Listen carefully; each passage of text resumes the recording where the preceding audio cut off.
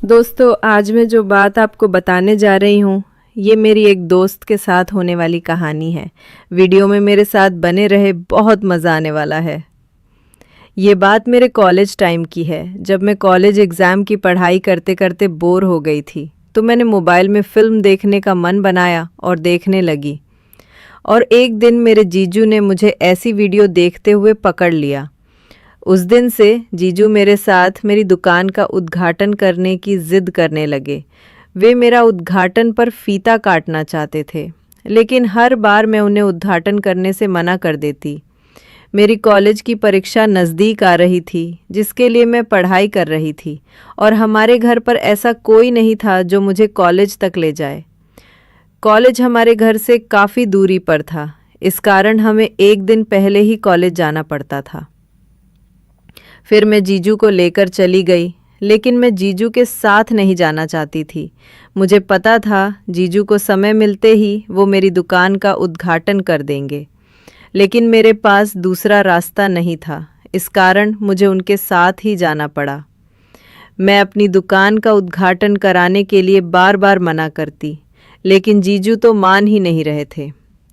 घर से निकलने बाद आज हम एक कमरा किराए पर लेकर रुकने वाले थे। मैं जीजू से 2 कमरे बुक करने को बोल रही थी, लेकिन इधर उधर घूमने के बाद पता चला कि सारे होटल के कमरे बुक हो चुके थे। फिर मैंने और जीजू ने एक ही कमरा ले लिया, और कमरे में जाते ही जीजू ने कहा, अब डिनर करके आराम करते हैं। और फिर करीब रात के 11 बजे जीजू ने मुझे बोला, दोस्तों, अपने बारे में आपको बताना तो भूल ही गई थी। ये कहानी मेरी और मेरी सहेली की है, जिसे मैं दीदी कहती थी। मेरा नाम मीनाक्षी है। मैं अभी 22 साल की हूँ। अभी तक मेरा कॉलेज ख़त्म नहीं हुआ था। मैं मेडिकल नर्सिंग की पढ़ाई कर रही हूँ। हमारे परिवार में हम 4 लोग थे, लेकिन अब हम 3 ही रहते थे, क्योंकि मेरी दीदी की 7 महीने पहले ही शादी हो गई थी। हमारे घर में मैं सबसे खूबसूरत थी। मेरी दीदी मुझसे थोड़ी काली थी। जब भी मेरी दीदी के लिए कोई रिश्ता आता तो वे लोग मुझे ही पसंद करते थे, लेकिन अभी मैं बहुत छोटी थी और शादी की उम्र भी नहीं हुई थी, और मेरी पढ़ाई भी पूरी नहीं हुई थी। इस कारण मैं उन्हें मना कर देती। 22 की उम्र होने पे लाइफ में काफ़ी कुछ बदलाव होने लगते हैं। कोई अच्छे रास्ते पे चलते तो कोई बुरे रास्ते पे। मैं थोड़ी ज़्यादा नहीं थी और कम भी नहीं। कभी कभी जब पढ़ाई से बोर हो जाती तो मैं भी मोबाइल में वीडियो देख लिया करती।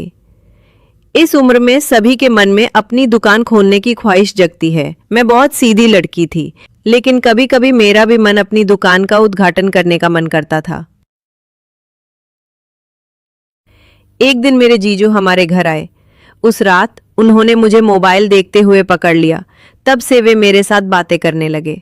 बात इतनी आगे बढ़ चुकी थी कि जीजू अब वो मेरी दुकान का उद्घाटन करने की बात कर रहे थे। वे कहते, तुम्हारी दीदी बहुत काली और मोटी है, इस कारण उसमें वो बात नहीं है। तुम बहुत सुंदर हो, तुम्हारे साथ बहुत अच्छा लगता है।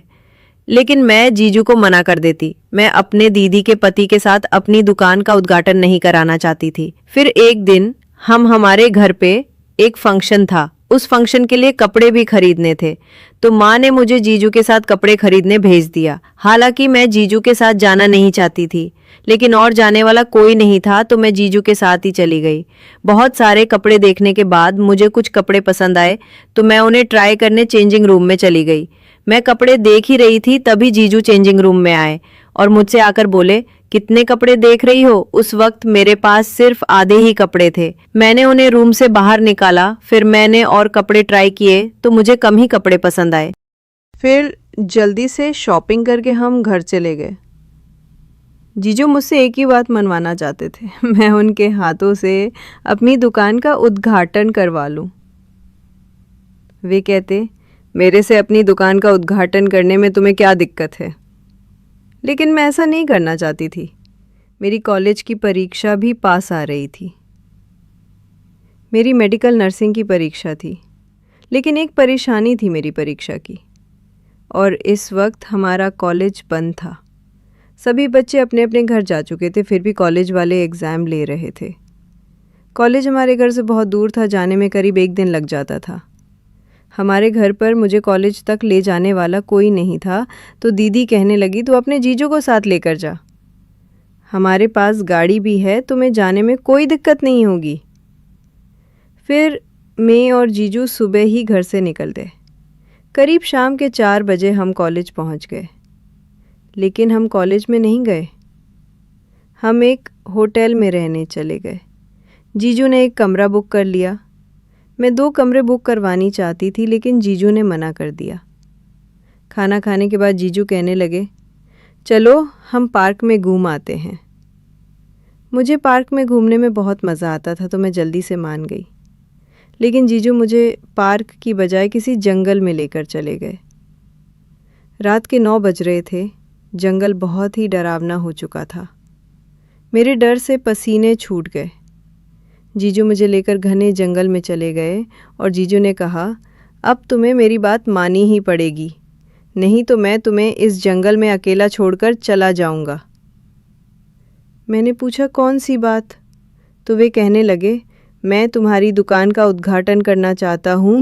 मैंने कहा मैं मर जाऊंगी, लेकिन दुकान का उद्घाटन आपसे कभी नहीं करवाऊंगी। तभी जीजू अचानक अंधेरे में छुप गए। मैं होटल जाने का रास्ता खोजने लगी। बहुत समय तक मैं रास्ता ढूंढती रही, लेकिन मुझे कोई रास्ता नहीं मिला। हम काफी जंगल के अंदर आ चुके थे। मैं जोर जोर से चिल्ला रही थी, लेकिन आसपास कोई भी नहीं था। बहुत समय हो चुका था। जीजू अभी तक बाहर नहीं निकले थे। मुझे डर भी बहुत लग रहा था। जंगल से अजीब अजीब आवाजें आ रही थी। अब मुझसे खड़ा भी नहीं हुए जा रहा था। अब मेरे पास एक ही रास्ता बचा था। जीजू की शर्त मानने के अलावा मेरे पास कोई रास्ता नहीं था। अगर मैं उनकी शर्त नहीं मानती तो कल का एग्जाम मैं नहीं दे पाती। मैंने जीजू से कहा मैं आपसे दुकान का उद्घाटन कराना चाहती हूँ, आप उद्घाटन कर लेना, पर अभी के लिए प्लीज आप बाहर आ जाओ, मुझे बहुत डर लग रहा है। मेरी बात सुनते ही जीजू बाहर आ गए। फिर हम होटल चले गए। होटल के कमरे में जाते ही जीजू मेरे साथ दुकान के उद्घाटन वाली बातें करने लगे और बोले दुकान का उद्घाटन कैसे करें। उन्होंने लगभग मेरी दुकान का सारा सामान हटा दिया था। वे जैसा दुकान का उद्घाटन करना चाहते थे वो ऐसा करने लगे। मुझे बहुत बुरा लग रहा था। आज तक मैंने ऐसा उद्घाटन कभी भी नहीं कराया था। कुछ देर बाद निकलने लगा। मुझे अच्छा लग रहा था दुकान का उद्घाटन कराने में, लेकिन उतना नहीं जितना मैं अपनी मर्जी से मान जाती। उद्घाटन करने के लिए फिर जीजू मेरे साथ उद्घाटन के रहे। बहुत समय तक खुश होते रहे। मेरी दुकान के उद्घाटन में कटे केक को पूरा निचोड़ लिया था। अब मैं उनसे रुकने की बात कर रही थी, लेकिन जीजू रुकने का नाम ही नहीं ले रहे थे।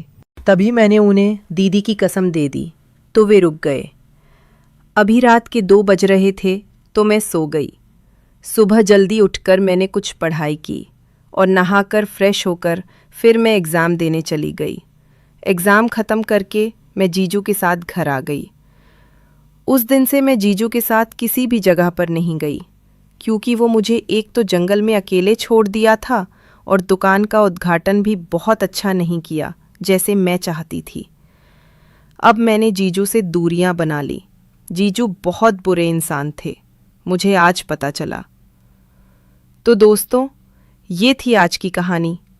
आपकी क्या राय है इस पर? हमें कमेंट्स में ज़रूर बताएं। अगर आपको हमारी वीडियो अच्छी लगी हो तो आप चैनल को सब्सक्राइब करना ना भूलें। मिलते हैं कल एक और नई कहानी के साथ। और अगर आपको कहानी सही में पसंद आई तो दोस्तों के साथ शेयर ज़रूर करें। I love you friends. Bye bye.